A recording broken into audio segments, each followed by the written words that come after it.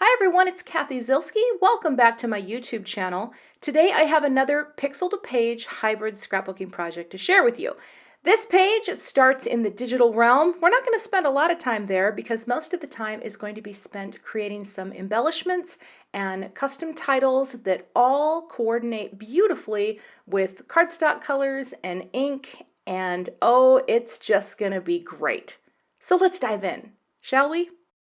Today I'm going to show you a template that I used as my base for this page. And this part of the video isn't really designed to be a digital scrapbooking tutorial per se. I'm just going to assume you guys know how to use a template for this one, but I'm going to show you something kind of cool. Now this template has free fonts for the title and this big word here, so you can customize this to say whatever you want. But this font that I use in a lot of my templates is called Babus Neue. And Babus Neue is a great font. It is a free font, and I just so happen to have a coordinated matching metal wafer thin die alphabet set. Yes, I just said that all in one breath. But I designed this alphabet set because I knew that I wanted to use this a lot in my scrapbooking. And what's great is if you own this set or you have a similar letter die set, you can do what I'm doing today. Now I'm going to go ahead and show you the base template that I have set up for myself. I went in and I dropped in a bunch of photos, and there they all are.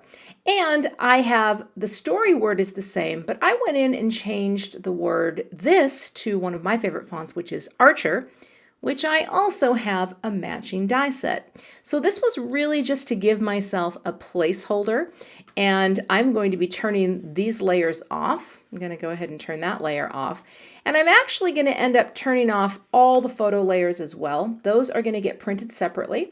And again, oh, let's hit the actual layers. There we go. Off, off, off, off. Okay, there you go. Now, I have gone in and done my journaling, but one of the things that I did, and I'm going to zoom in here really close and show you, is I brought in the same size letter for a drop cap. This is the first letter. It's the letter I, and you can see it reads right in. It's the time of change, blah, blah, blah.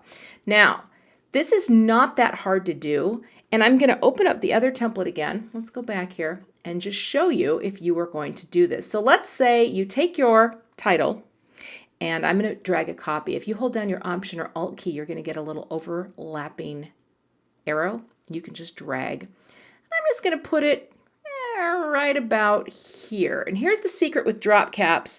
You want them, I'm going to zoom in here, you want them to line up on the baseline of whatever line you're going to try to match. All right, so I'm going to go ahead here and I'm going to delete all these.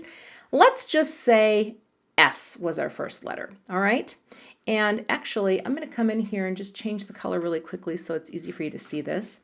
Now I'm going to drag this layer by clicking on it below. Oh, come on now, below, just so you can see clearly what I'm doing here. All right, here's how you create a wrap. You want to have your journaling done. So let's pretend like the first word here says, should you ever want to do this? Because, oh, let's take that period out. Because you have to have your journaling set before you can start breaking lines. All you're going to do is click your cursor, and I've got the text tool selected. Just write in and use your space key. That simple. Click in here in the second line, just hit return to break the line, and then push that over.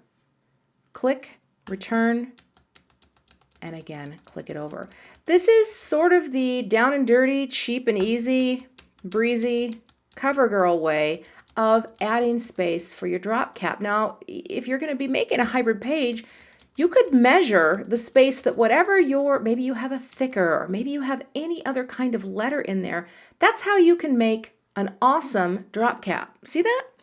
Anyway, that's a tip that I love doing. And if you come in here and you see my version, I have a very simple letter, and I know that this is the same size as my die, so I'm just going to turn that off. And I'm sending this to print on some ivory colored cardstock.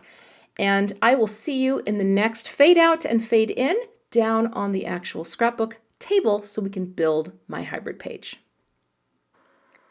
I went ahead and printed and trimmed my photos. I added a little white mat to my focal image, and I have these smaller images of me and my children from various phases of our lives. I added a little trim line while I was still in Photoshop, and I decided to print on Ivory cardstock. Now this is something don't think I've ever done, but I just thought Ivory would be just the right amount of contrast because I knew I was going to use white cardstock for some of my title. So I'm going to go ahead here and just trim off all the sides. I could have just measured this out, but I was just in one of those moods for precision.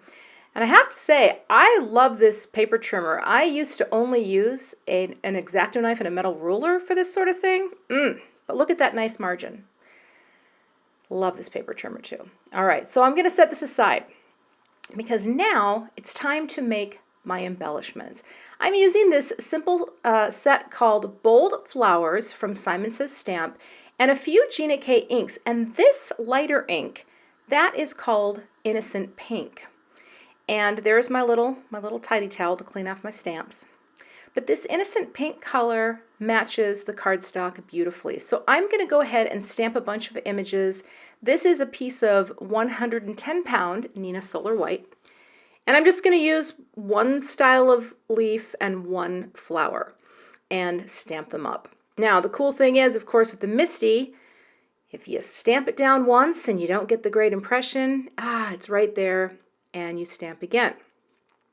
And one of the things that's really cool about Gina's ink and cardstock is they match perfectly. So what you're seeing stamped right now, it dries back a lot lighter. You have to give it about 10 minutes, I don't know, maybe 15 or 20, and then you see what the color really is. And it is a dead ringer match for the cardstock, and that's what I wanted. I wanted to create something in an embellishment that matched perfectly. Now I'm taking one of these little dotted centers, and I'm just going to use a darker color of Gina's. This is the Dusty Rose, and it just adds a little texture, a little visual interest. I don't even know if these centers are supposed to work with these flowers, but I thought it looked cute, and it added just a little bit more to my flower embellishment. So again, making the rounds with the MISTI, flipping the paper, and there you go.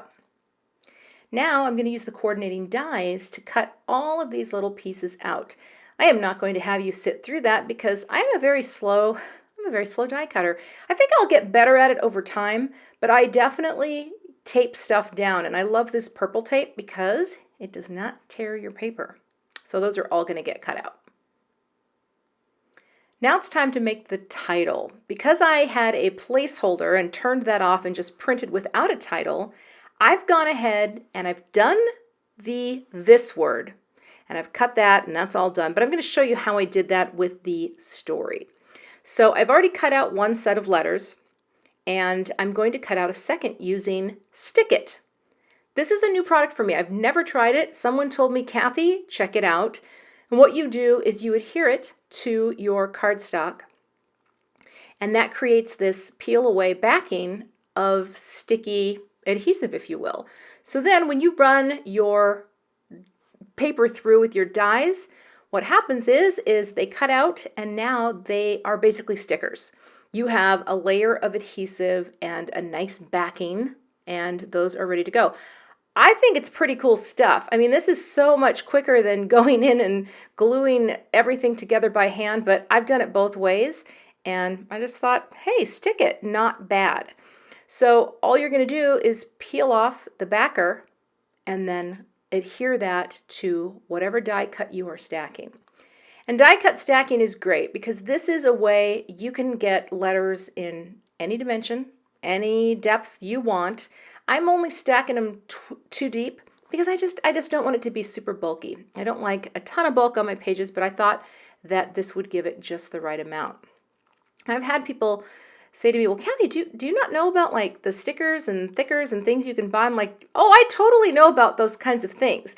And every time I use a sticker, I generally mess it up. So what's so great is this actually allows me to have infinitely customizable title letter options. Does that make sense? So I'm just going to take some dot adhesive and glue down the background. And then I just start playing. I'm speeding this up because, you know, I make decisions even when I have a template. Sometimes I will change my mind. So I just want to get everything lined up. A lot of times I will bring in this clear T-square, not only for photos, but also for titles. It's fantastic. I'm just going to get my photos kind of positioned, and I wanted it to be very similar to how it appears in the template. So I'm going to use some foam squares and just pop up a couple of the photos, one on top and one on bottom, just to create a tiny bit of dimension, and that will overlap the photo both at the bottom and the top. And yeah, these are just old photos. I found a picture of me and my son from the olden days and today, and then a picture of my daughter from the not as olden days and today. And I guess the one thing I haven't mentioned in all of this is the point of this page. I am a firm believer in tell a good story. Tell a good story. The photos are great. The embellishments, they're fine. But at the end of the day, what I really want from a scrapbook page is something that demands to be told. And this is a story that I felt needed to be told. It feels a little vulnerable sharing it publicly. But it's just a story about how I got better as a parent the older I got. And it's funny because I was sitting here working on this journaling and it must have been one of those days.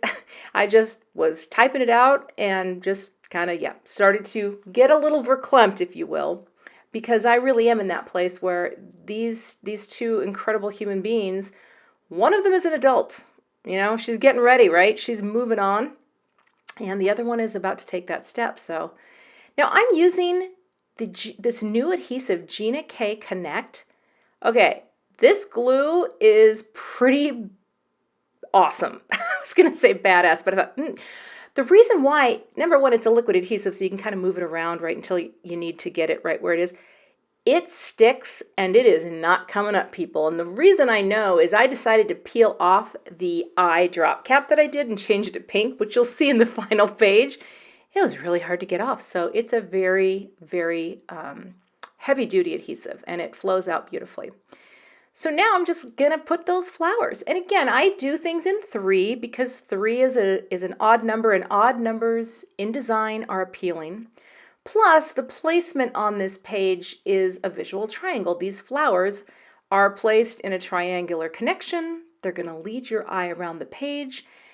And again, the thing that I love the most is the perfect match of that ink to the background cardstock. So that is my hybrid page. The story of me, a middle-aged mama. I'm trying to include more of my stories. I've always been a firm believer that you should tell your story, but somehow it feels a little trickier now, and I'm glad I had this down. I hope you enjoyed watching the process, and I'd love to see you hit the subscribe button and visit me again here on my YouTube channel. Thanks for watching.